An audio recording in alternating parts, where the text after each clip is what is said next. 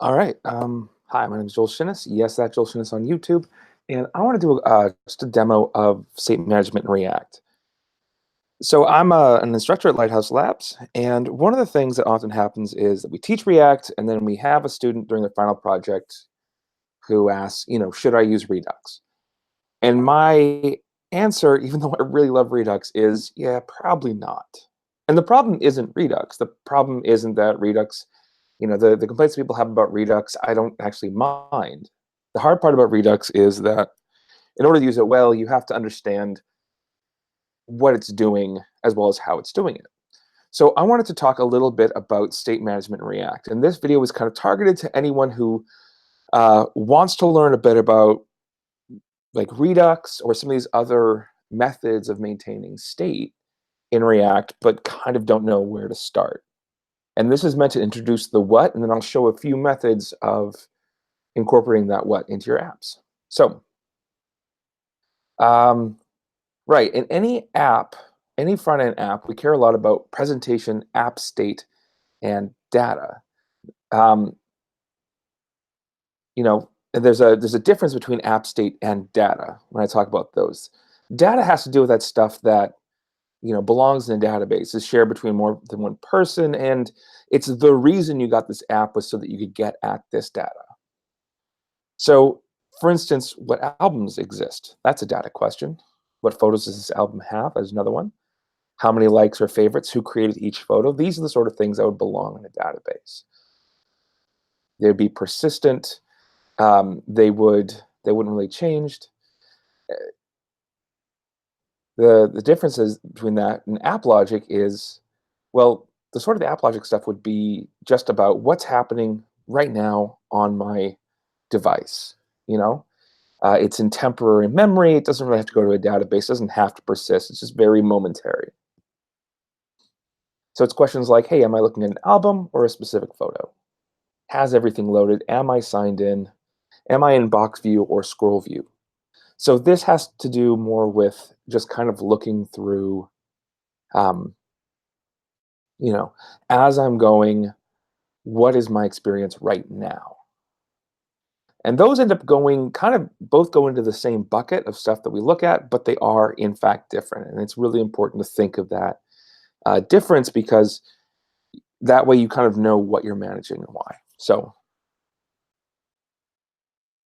if we look at state management, we can view state as an instantaneous snapshot of a component's current info. So any component, it has, you're currently signed in. We're currently loading. We currently have a bunch of these that we're looking at. You currently have this particular item expanded.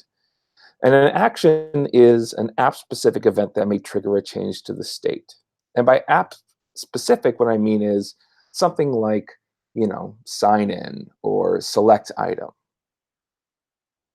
And an action, it might trigger a change to state. It might trigger other actions that themselves could trigger a change to state. So, but the idea is eventually there's a change to state that happens. And we can think of this as that any change is state plus action equals new state. So we're going to have the information of what the state is, as well as the action, to get our new state. Sometimes that action description doesn't actually have any changes to state, but it's still important for us to define these. So our biggest goal is to have a separation of interface and state. And through all of these patterns, what we're going to be doing is we are going to be having a pretty common interface between them. There's going to be the same sort of buttons. There's going to be the same sort of readouts. The user experience is actually going to look quite the same, but we're just going to be using different mechanisms to manage state. And in our applications, if we want the single responsibility principle, we want to separate our interface logic from our state logic. So we're going to kind of demo 3 methods. And the first one, we're going to demo the container pattern. Then we're going to do this again with Redux.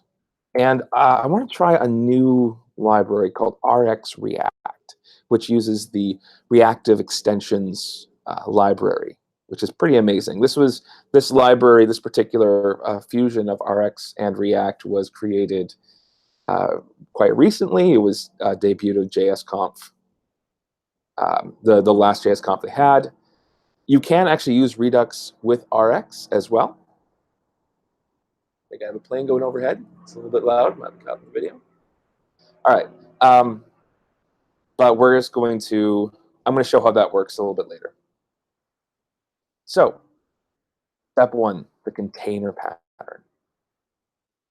This is a pretty simple idea. We talked about a separation between interface and state. And so a container manages state, passing data to the interface and responding to actions. And then we have the other side of this is a presenter, which presents data from props and triggers actions from props. So if we think of our app as this whole mess of state and presentation, we separate that out into two classes of components, containers and presenters. And the container will pass data down to a presenter. Presenter will pass actions back up.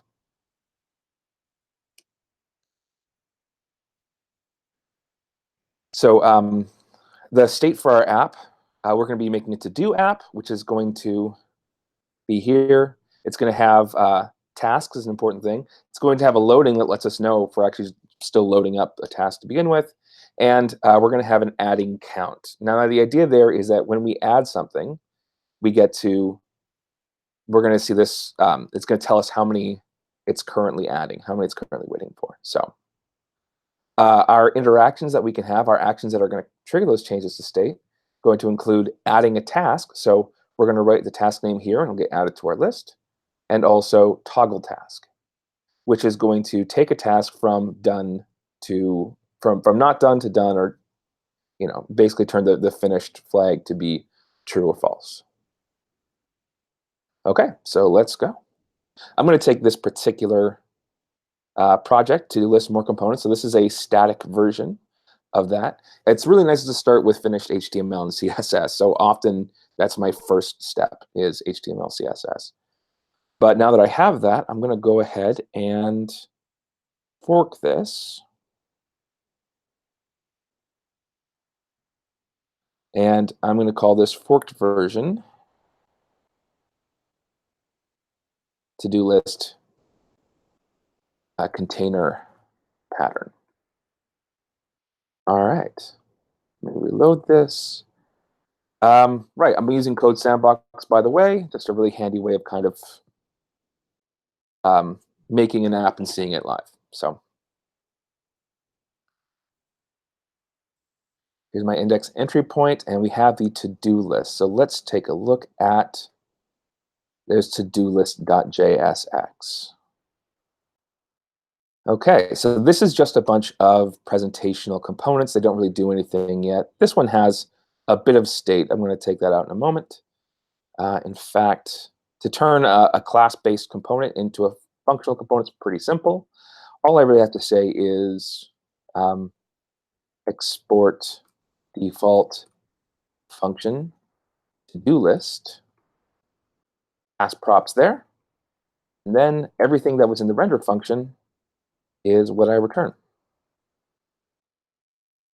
Oh, didn't mean to go all the way to the top. Okay, return this. My tasks items is just going to be tasks. I happen to have that as a global variable at this particular moment. And I'm going to go ahead and take this and remove that. So, right, to make the container pattern, what I'm basically going to do is I'm going to start by making a file here called to-do list container.jsx. This is going to, for the current moment at least, import React from React. This is going to import to-do list presenter from to-do list.jsx.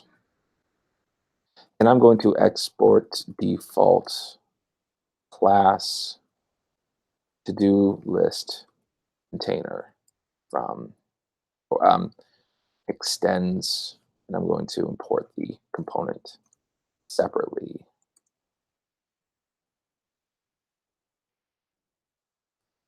Component.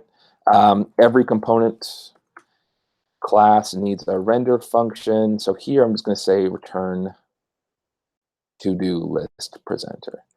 And strictly speaking, what I have here is the container pattern.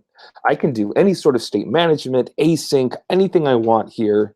But this thing has to have two rules. One is that like pretty much all of its code is devoted to state management, and that it returns one component. In fact, from my strict rules on a container is that it should return, the render should start with the word return, and it should return one self-closing JSX tag. And we'll add stuff to this as we're going. In fact, I have that tasks that I'm passing as I'm gonna add this as state. So let me create some state constructor props, super props, dot state equals. I'm going to import tasks from the tasks JSON there, and this dot state equals tasks. And I'm going to pass. Well, I have those 3 bits of state actually. So I have the tasks, I have the loading, and I have the adding count. So I'm going to go ahead and say tasks is that, loading is false, and adding count is going to be 1. Okay. I'm going to save that.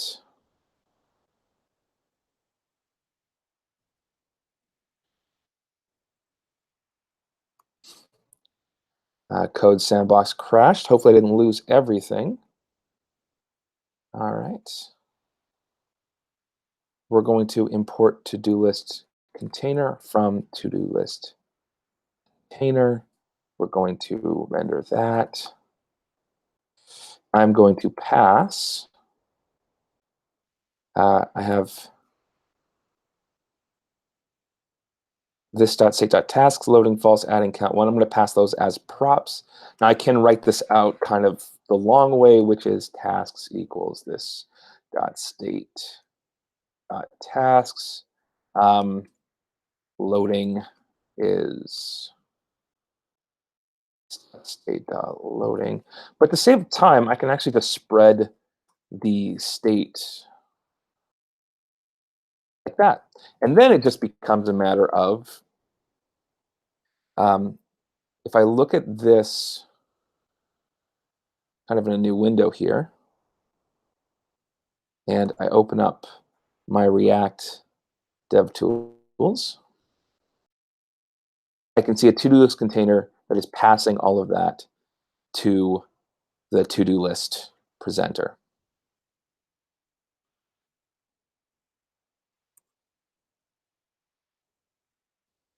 Okay, so I am going to go back to to-do list here. I am going to rename this to-do list presenter just for the sake of clarity. I'm going to say that we are exporting default function center. I'm going to go to to-do list container here.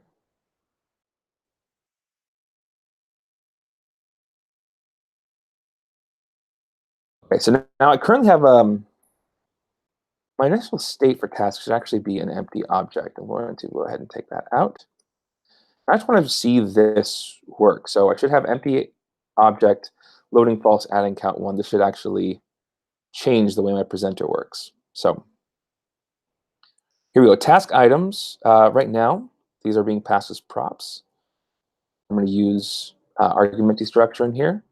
I have tasks, loading, and adding counts. So if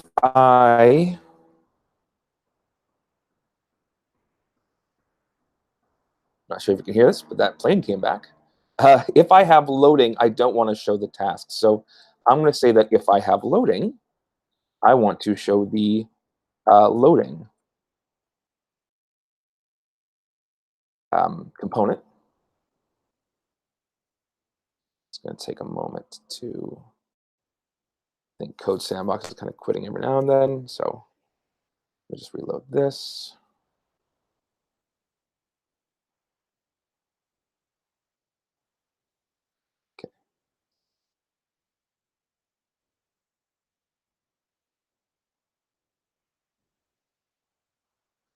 Okay, so let me go down to this presenter. So right now the loading is false. If I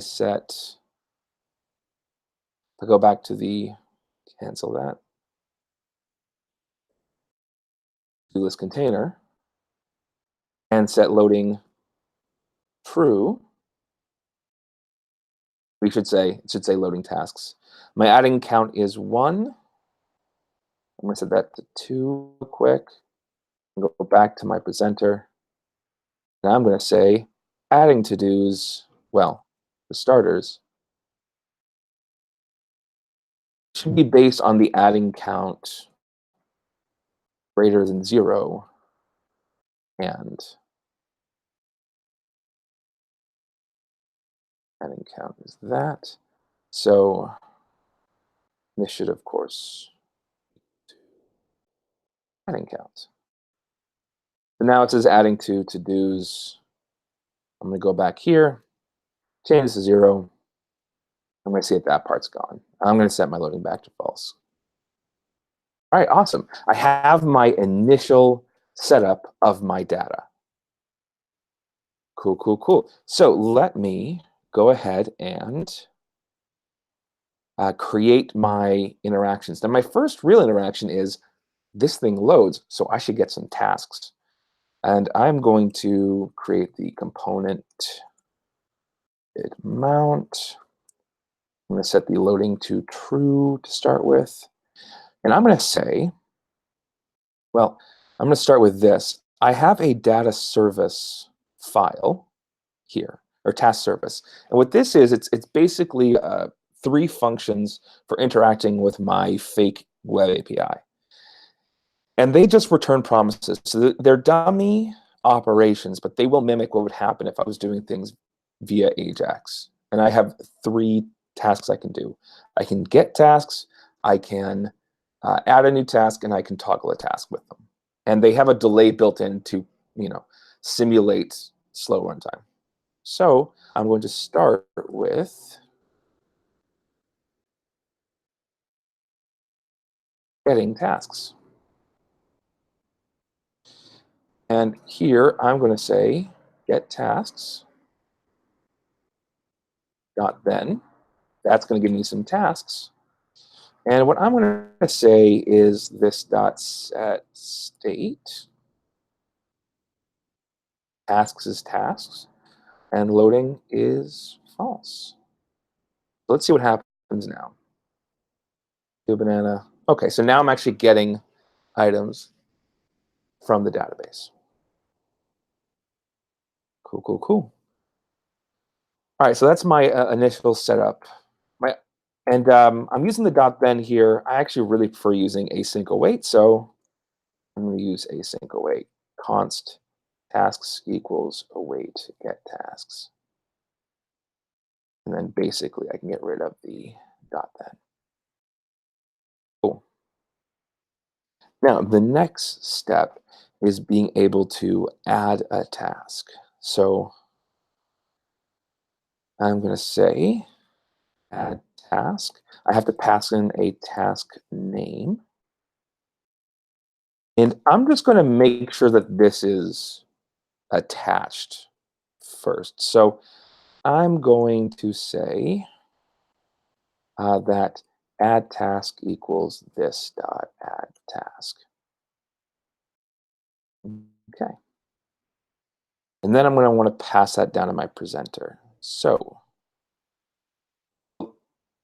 quite a bit of what we call props drilling, which means that I pass a thing, I pass a prop from parent to child to child to child to child, like it keeps on going down the chain. So right now I pass it to the to-do list presenter. I'm going to pass that to new task form, add task equals add task. And that is going to my new task form. I'm going to set that as a prop. Here I have a form. I'm going to set up the general, kind of the on submit here. so that I can capture the submit event from this form. On submit equals, might as well make it a regular function. Function on submit, take in the event. I'm going to say, to start with, event.prevent default. That is going to stop this form from doing anything that I didn't want it to do. So on submit equals on submit. The forms in HTML, they have this whole behavior. They usually go through this whole song and dance of, I write something, I get, like, it basically, it triggers an HTTP request to another page. I don't want it to do that, so I said prevent default. Check here my console. Oh, apparently I need something that says call span. And it's complaining that I have checkboxes that don't have an on change, and we will get there. But the first thing I want to do is I just want to see that I can get this thing to work. So write task name, learn banjo. If I press enter, this would trigger the on submit. So I'm just going to say console.log triggered on submit.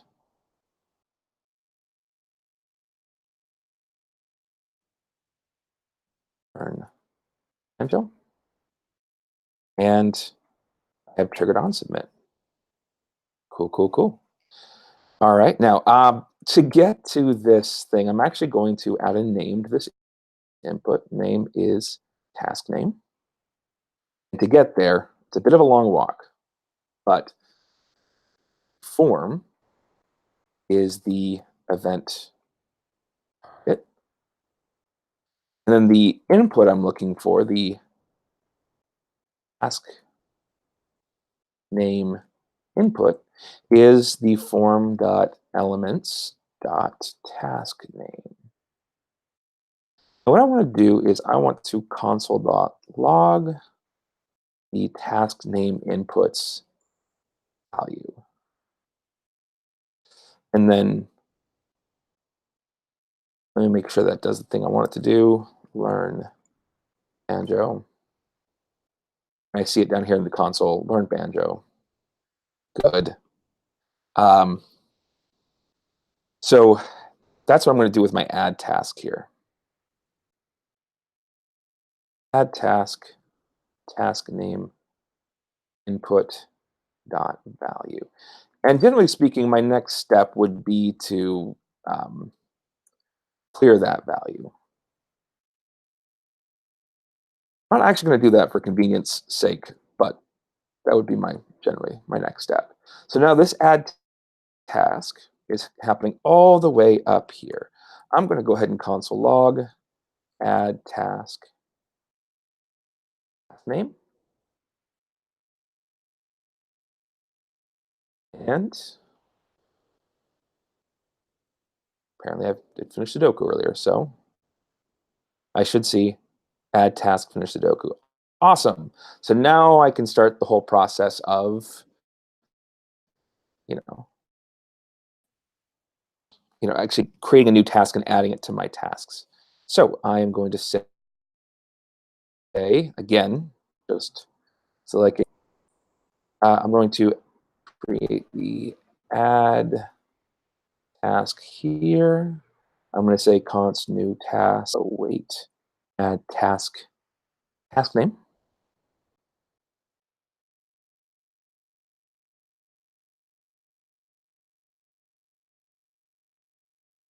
All right.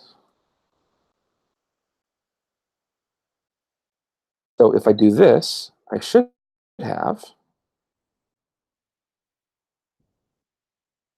finish Sudoku add a whole object, right? With finished false and ID created. Cool, cool, cool. Reload this page so that clears. Now what I want to do is I want to set the state with this updated change. I'm going to do a couple things. First is I am going to say that I want to update the current count. This dot set state. I'm going to be taking the adding count and adding 1. Now, whenever I am changing state based on current state, I use a callback. This is similar to the concept of an atom and closure. And it's just basically I am saying what the update should be. This will allow React to kind of bunch things up. And I know that I'm doing this accurately. So I'm going to grab the state and I'm going to return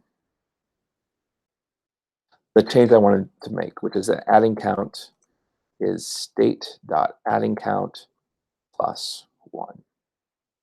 All right, let's see this in action. The adding count increment. So let me do that. Uh-oh, didn't seem to have done anything. Here, let me view it. And it's a new window. Let me look at my console. Let me watch what happens. Finish Sudoku. Add. Ugh. Seems to be mad at me. It says cannot read property set state of undefined. Now, this particular error is a really common one when you're dealing with class-based components in React. Cannot read property set state of undefined. Whenever you see cannot read property something of undefined and you expected what is undefined is the this, basically JavaScript is kind of funny about how it uses the this keyword. Basically, at this point, it's passed off itself, and it doesn't really know what this means in this context. The meaning of this is shifted. So what I'm going to do is I'm going to create a bound version. This is my particular way of making sure that this is going to track. So this dot add task equals, I'm going to say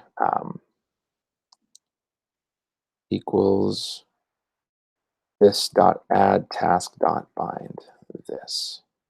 And now I have made sure that when I say add, that when it's created, it creates a version of add task that is bounded to this particular component. So now, when I write finish Sudoku, it says at least adding one to do. All right, so let's add this. And I want to change the state again once this has been created. I'm going to return, well, adding count. I'm going to decrement state not adding count -1. And tasks is going to be whatever state.tasks was plus the new task.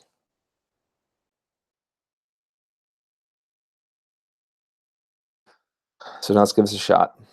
If I write finish Sudoku and add this, 1 banana, 2 banana. All right, it says finishing Sudoku. This is now a new created task, and you'll see that there is the adding count has gone down a couple times.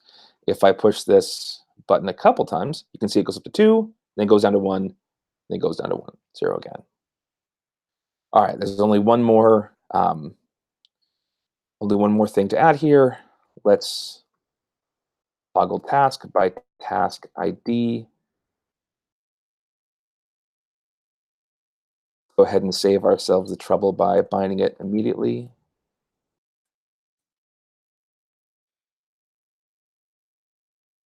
All right. And now here what I'm going to do is I am going to, well, this is where it gets a little bit interesting, because what I want to do is I want to take the buy bread, for instance, is now finished false, and I want to set its finish to true.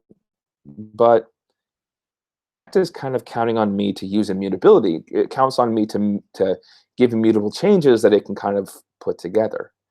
What's a good way of doing this? So what I would have to do is I would have to say, well, const tasks with task toggled would be, this dot state dot tasks dot map, and basically simply if the task.id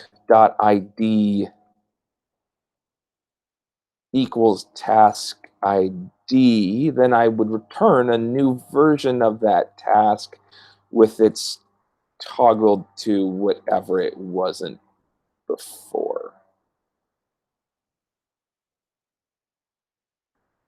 Or I would actually say that this is, I'm going to set it to loading true first. Man, that is a lot of steps. Oh, and if I'm going to update, oh, and if it's not that, I'm just going to return the task. So I guess to make this an update, I would have to say this dot set state. Use another argument destructuring there. Turn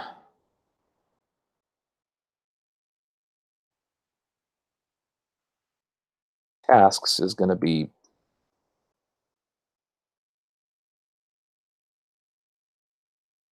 right. That's look a little bit ugly. What I'm going to do, and I'm not sure if this is going to improve it or not, but it'd be nice. It'd be a little more readable if I said, just find that one and set its loading to true. So that's what I'm going to do. I'm going to bring in a new library that's going to let me do that while maintaining immutability. And this library is called Immer. Now, I love the description of this. Let's look at it again. Create your next immutable state by mutating the current one. That seems a very strange way to do that, but let's take a look. So what I'm going to do is I'm going to import produce.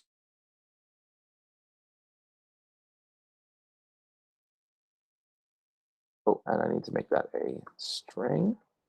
There we go. And what I'm going to do is that tasks, it's basically going to, I'm going to say produce. I'm going to pass in what my original value is. And then it's going to let me mutate a draft of the tasks object. And what I'm going to do is I'm going to say const found task equals draft.find task. I'm just going to find that one. Make that square brackets instead of curly braces. And I'm going to say that found task dot loading true.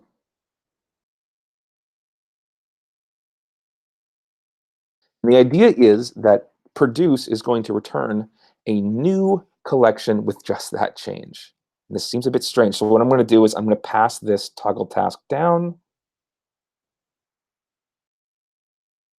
to my presenter just so we can see it. Right?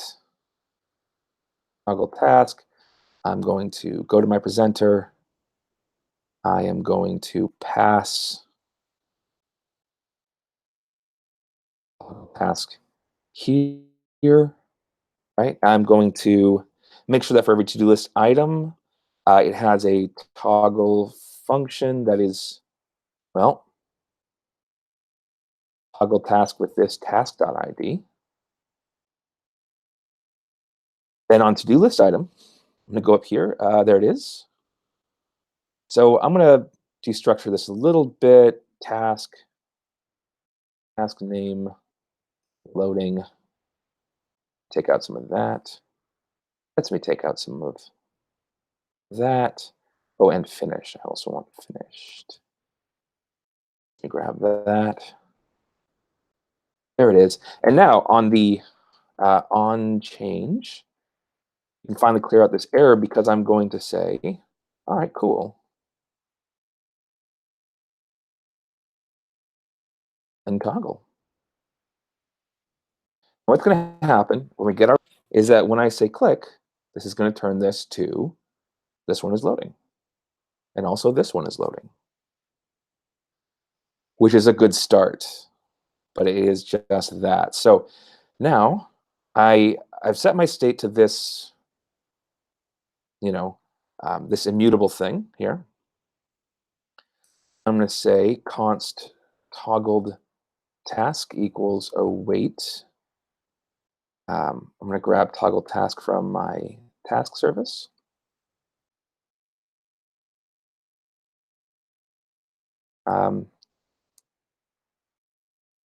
Task ID, and this gives me an updated version of that toggled task. So now what I'm going to do is I'm going to say this dot set state and give me tasks again.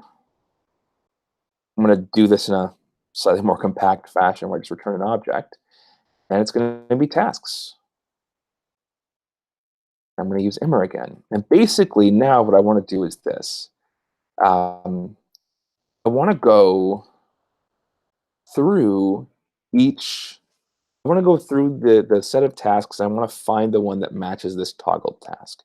So const found task ID equals graph.find index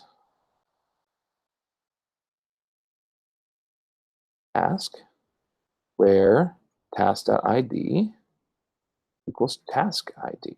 So now I should find the index. So found task index, and this tells me where in the array that particular item is. And I'm just going to say graph at found task index.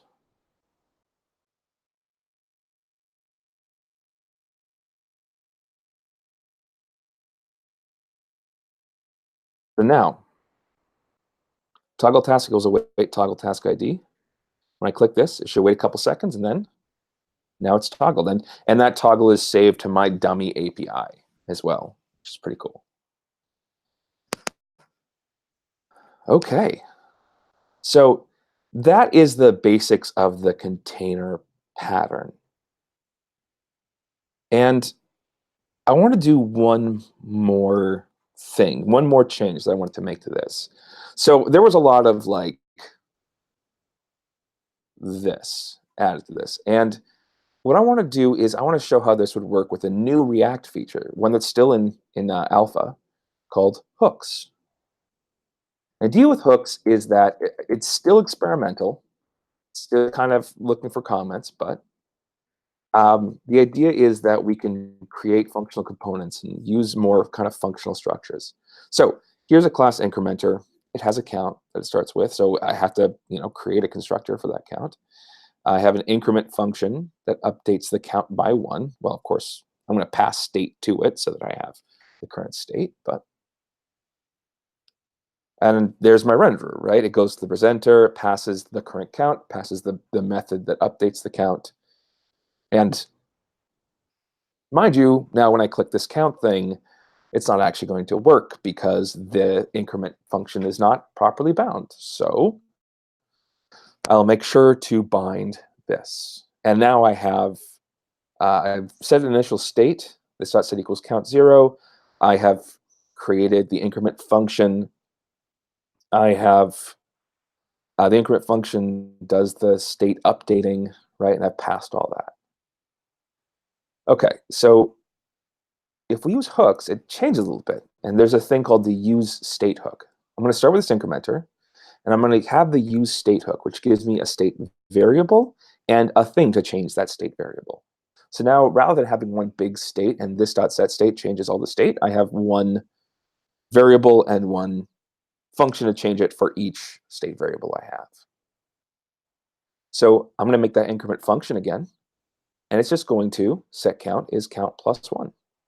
And of course, just to be careful, I can still pass a callback here that given a count in, it's going to return count plus 1. And then I return the inc presenter, passing the count as a variable and passing the method to increment it. And that's it. That does everything this did before. If you put them side by side, we can see, for one thing, there's a lot less code. But there's also just a lot less of this sort of jerry-rigging that comes with creating classes. So for instance, I don't have a constructor, and I don't have super, so I'm not going to make the mistake of forgetting super props or constructor props. I'm not going to make the mistake of leaving out props and realizing I need it in one of my initial lifecycle methods. I in the class version, I use the word this 1, 2, 3, 4, 5, 6, 7 times. I'm not going to need to do that anymore. I am not going to use also, you'll notice that the hooks version doesn't have doesn't have the period, which means that I'm not going to make the mistake of going down this whole chain of things. I'm actually, that's not to say that you'll never use a dot, but you can see that I'm using it 1, 2, 3, 4, 5, 6, 7, 8, 9 times in the class versions, and not even once in the hooks version. So just an interesting kind of way of starting this. This is just one example of how to use states, but let's actually put it into our app. So I'm going to go here, and I'm going to make a new file to do list container .jsx. And I'm going to copy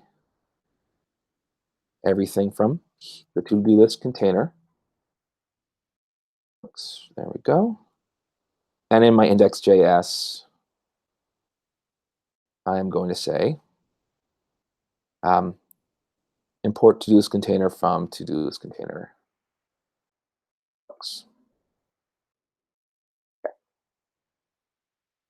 Now, I'm just going to make this. I'm going to comment all this out. I'm going to make this a function. Export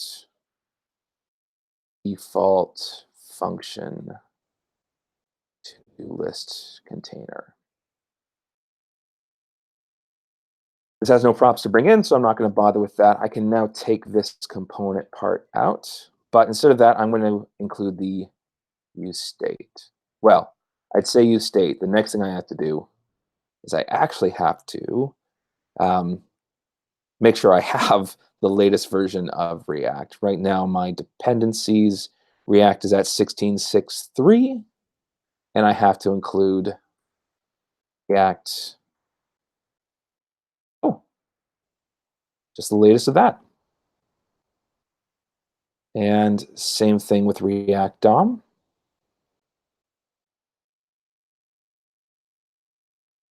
16.7. Okay, awesome. Okay, so I'm going to make a new state variable for all the things I want. So tasks is going to start out tasks. Oh, const tasks set tasks is going to be use state at const loading and set loading will be use state true to start with. But basically, whatever goes in here is my initial value. That's how I set initial value. Const adding count set adding count equals use state 0. And then I'm going to grab basically this from the render. Is this going to be to-do list presenter? Turn to-do list presenter tasks equals tasks. Loading equals loading. Adding count equals adding count. And if that's a little too wordy, we can simplify that. React use state is not a function.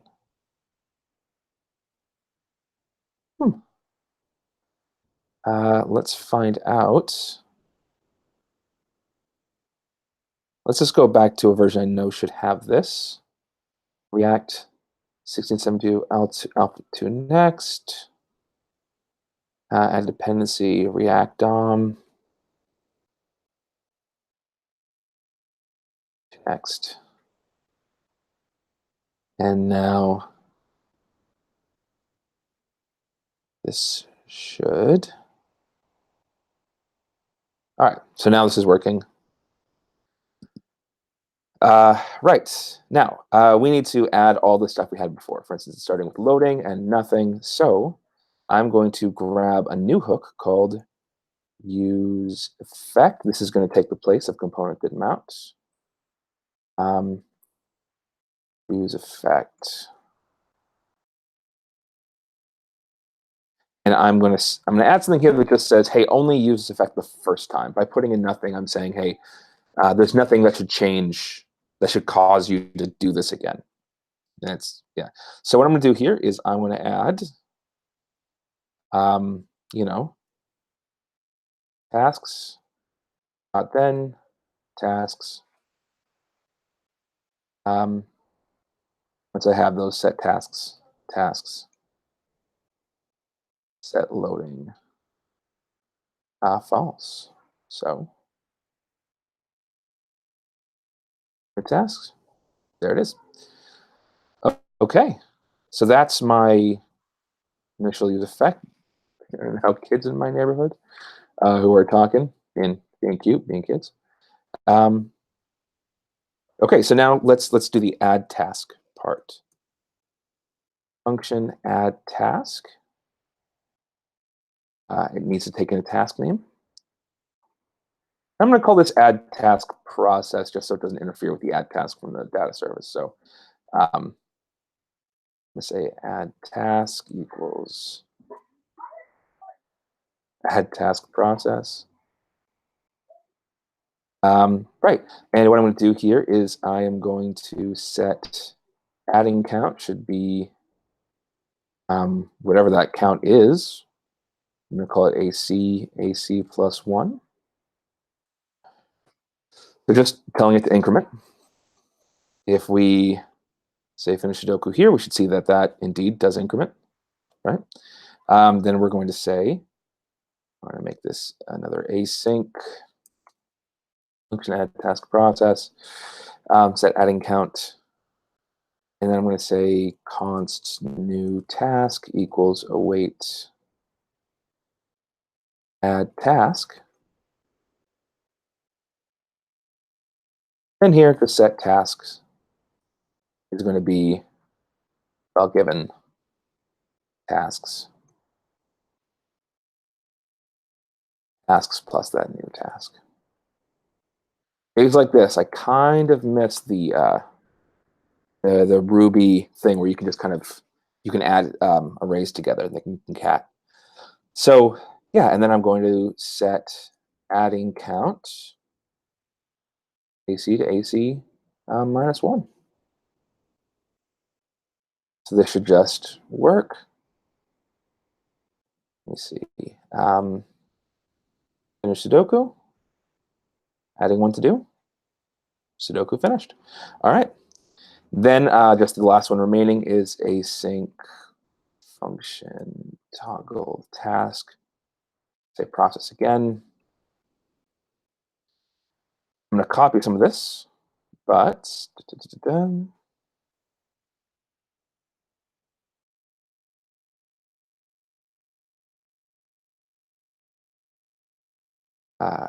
right. This is going to be kind of doing the same thing, except instead of this dot set state, I'm going to say set tasks, take tasks as that. And instead of returning a full object, I'm just going to use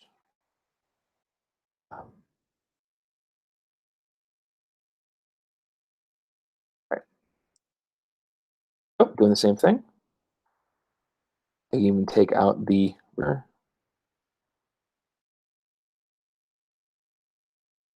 oh, const toggle task equals await toggle task.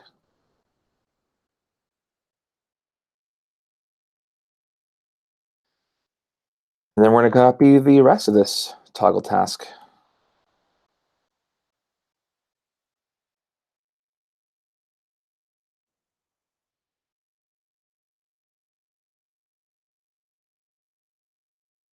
This dot set state is going to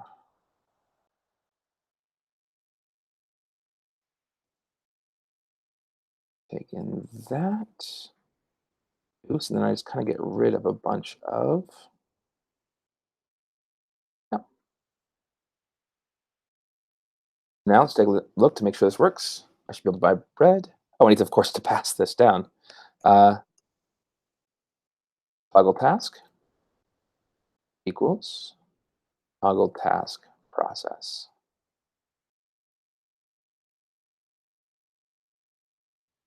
And there we go. Banana to banana.